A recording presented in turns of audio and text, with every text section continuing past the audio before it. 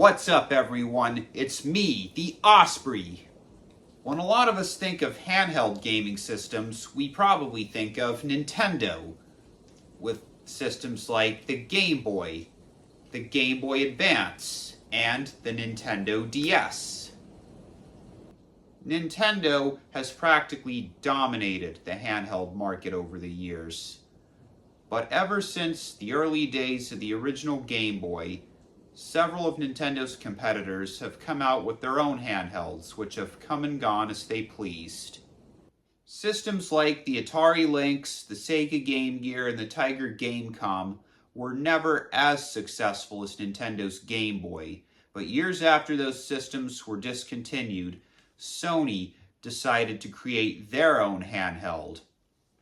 And here we have the PlayStation Portable.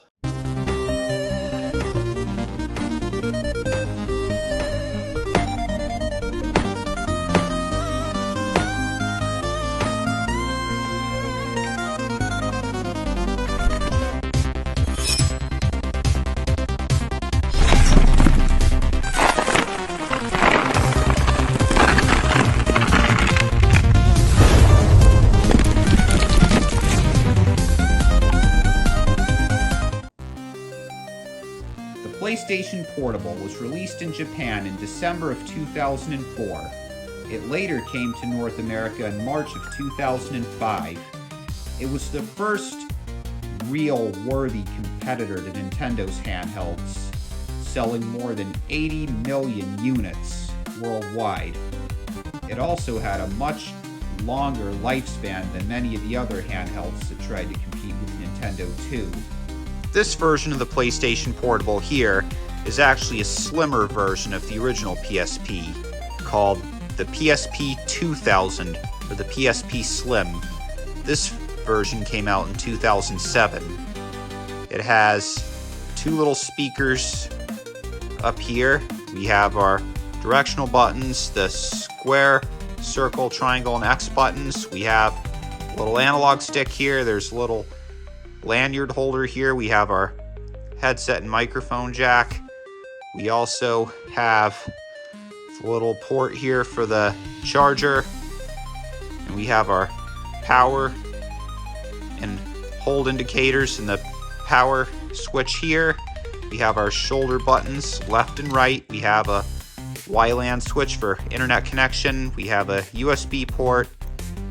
We've got an indicator here for the memory stick when your game is saving, and we have an indicator here for internet connection. Down here we have start and select buttons. This button here with the music symbol. We have this button here which adjusts the brightness of the screen. We also have our volume up and down and the home screen button. Over here is where the memory stick goes. This thing here is what you use to save your game. You can also use it to store music and videos and even pictures on here. The PSP is not a camera, it does not take pictures, but you could import pictures from your computer, copy them to the memory stick, and then put them on your PSP. And right over here is where the games go. So what kind of games are on the PSP? As you can see here, the PlayStation Portable has quite a diverse library of games. So this is what a PSP game looks like. It's called the Universal Media Disc, also known as the UMD. It's basically just a tiny little CD or DVD in this plastic case here with a rectangular section cut out so that the lens inside the PSP can read the disc. We're gonna open this here, put it in this way, and now we're ready to play our game.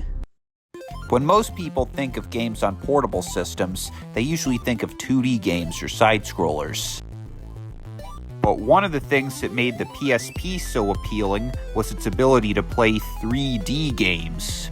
It was like having a portable PlayStation 2 in the palm of your hands.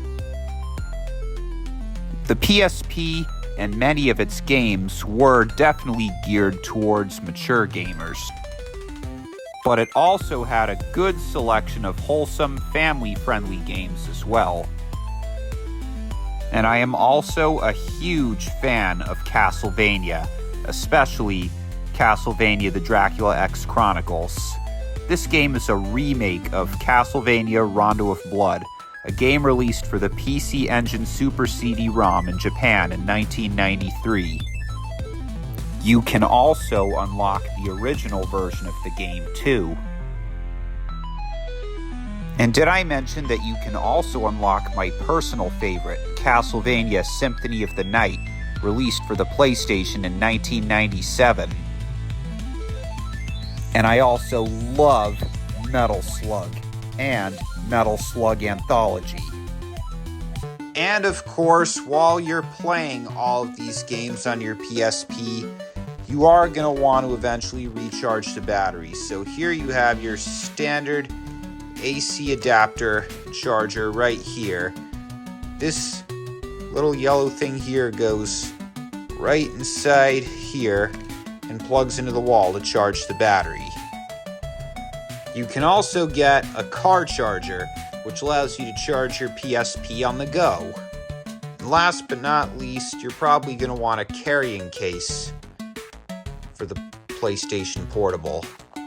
This one here has a little slot here for memory sticks, and you can keep other UMD discs in here, allowing you to take more than one game with you on the go. And this foam thing here with the zipper keeps your system nice and secure, and it also has a little carabiner hook here too to attach it to a backpack or something.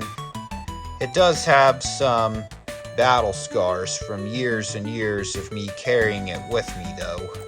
So the PSP is definitely a fun handheld system with quite a big library of games for just about everybody.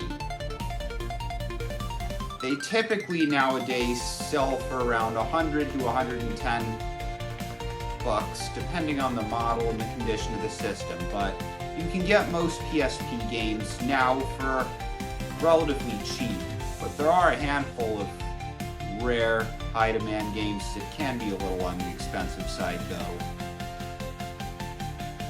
So I definitely recommend the PlayStation Portable. Just be sure to buy from a reputable seller that can assure you that the system and the games are in good working shape as well. So I hope you enjoyed this video. Don't forget to like and subscribe.